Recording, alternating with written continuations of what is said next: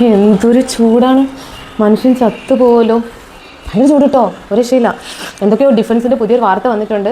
ഈ അടുത്ത ആഴ്ച എന്തോ ഭയങ്കര ഹെവി ചൂടാണ് വരാൻ പോകണം. 45 ഡിഗ്രി സെൽഷ്യസിലായിരിക്കും ചൂട്. എല്ലാവരും വളരെയധികം സൂക്ഷിക്കാനായിട്ട് പറഞ്ഞിട്ടുണ്ട്.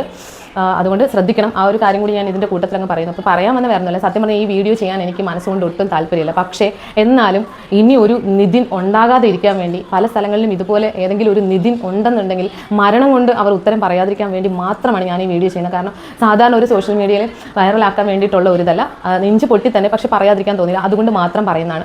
ഒന്ന് ആ നിതിൻ്റെ അച്ഛൻ്റെ അമ്മയുടെയും പൊട്ടിക്കരച്ചിൽ, നെഞ്ച് പൊട്ടിയുള്ള കരച്ചിൽ മനസ്സിൽ നിന്ന് പോവില്ല, കാണാൻ വയ്യ എന്തായാലും. അപ്പോൾ എന്താണെങ്കിലും പറയാനുള്ള കാര്യം, ഇതിനെ മാതാപിതാ ഗുരു ദൈവം എന്നാണ്. ദൈവത്തിന് മേലെയാണ് ഗുരുക്കളുടെ സ്ഥാനം. പക്ഷേ ഇതൊക്കെ എന്ത് ഗുരുക്കളാണ്? ഇവരൊക്കെ ഗുരുക്കളെന്ന് പറയാൻ പറ്റുമോ? വെള്ളപ്പാലിൽ ഒരു കരട് വീണ ആ കരട് എടുത്ത് അങ്ങോട്ട് കളയുക. ഇവരെ ഈ ലോകത്ത് നിന്ന് തന്നെ കളയണം. ഇവർ പോകണം. എനിക്കറിയില്ല. എന്തായാലും നമ്മൾ ഈ വിദ്യാഭ്യാസം നമുക്ക് എത്ര വേണമെങ്കിലും ചെയ്യാം, എത്ര ഉയരത്തിൽ വേണമെങ്കിലും വിദ്യാഭ്യാസം ചെയ്യാം. പക്ഷേ വിവരവും ബോധവും എന്ന് പറയുന്നത് നമുക്ക് വിദ്യാഭ്യാസത്തിലൂടെ അങ്ങ് കിട്ടുന്നതല്ല. നമുക്ക് സ്വന്തമായിട്ട് വരണം, നമ്മുടെ ഉള്ളിൽ നിന്ന് വരണം. വിവരവും ബോധവും നമ്മൾ വെക്കണം. അല്ലാതെ അതില്ലാത്ത ആ വൃത്തികെട്ട ഒരു അധ്യാപകരെന്ന് ഒരിക്കലും പറയില്ല, അധ്യാപകരല്ല, വൃത്തികെട്ട കൂട്ടങ്ങളാണ് ഈ പറഞ്ഞ ഇതിന് കാരണമായ ഇവരെന്ന് പറയുന്നത്. കാരണം വിവരമില്ല, ബോധവും ഇല്ല. അതുകൊണ്ടാണ് പഠിക്കണം ആ കുട്ടിയെ ഇത്രയും അധിക്ഷേപിച്ചത്. ആ കുട്ടി മരണത്തിലേക്ക് പോകണം എന്ന് നിങ്ങൾ ആലോചിച്ച് നോക്കുക. ആ കുട്ടിയുടെ മനസ്സ് എത്രമാത്രം ആഴത്തിൽ വേദനിച്ചിട്ടുണ്ട്. അത് എന്തോരം മാനസികമായി തകർന്നിട്ടുണ്ടെങ്കിൽ മാത്രമാണ് മരണം. അത് കാര്യം ഇത്രമാത്രം സ്നേഹിക്കുന്ന അച്ഛനെയും അമ്മയും വിട്ട് അത് ഈ ലോകം വിട്ട് പോകണമെങ്കിൽ തകർന്നു പോയ അതിൻ്റെ മനസ്സ് നിങ്ങളൊന്ന് ആലോചിച്ച് നോക്കിയേ. ഇവരൊക്കെ എന്തരാണ്? ഇവരൊക്കെ മനുഷ്യന്മാരാണോ? സത്യം പറഞ്ഞാൽ എനിക്ക് വയ്യ.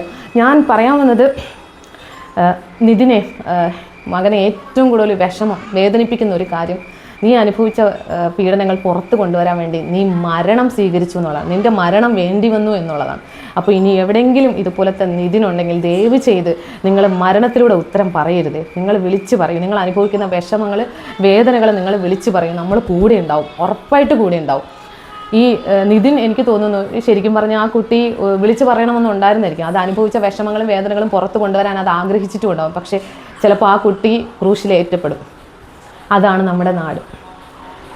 ചിലപ്പോൾ അവൻ കുറ്റക്കാരനായി എന്ന് വന്നേക്കാം. അത് താങ്ങാൻ പറ്റാത്തത് കൊണ്ടായിരിക്കാം ഒരു പക്ഷേ അവൻ തന്നെ സ്വയം ജീവൻ ഒടുക്കി ഈ സത്യം പുറത്ത് കൊണ്ടുവന്നത്. കാരണം അങ്ങനെയാണല്ലോ നമ്മുടെ നാട്ടിലെ കാര്യങ്ങളൊക്കെ അങ്ങനെയാണ്.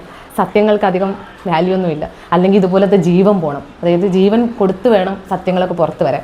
ഇനിയൊരു നിതിൻ ഉണ്ടാകാതിരിക്കട്ടെ എന്ന് ഞാൻ മനസ്സുരുകി പ്രാർത്ഥിക്കുന്നു. മോനെ, നിൻ്റെ കാലം ഇച്ചിരി കൂടിയും പ്രായമുള്ളൊരു മകൻ എനിക്കുണ്ട്. ആ അമ്മയുടെ വേദന, നെഞ്ച് പൊട്ടുന്ന വേദന ശരിക്കും മനസ്സിലാവും. വീഡിയോ ചെയ്യാൻ ആഗ്രഹിച്ചതല്ല, പക്ഷേ എവിടെയെങ്കിലും അല്ല നിതിനും ഉണ്ടെങ്കിൽ ഇനി ഇങ്ങനെ മരണം കൊണ്ട് ഉത്തരം പറയരുത്. ഇനിയൊരു നിതിൻ ഉണ്ടാകരുത്, അത്രേ ഉള്ളൂ.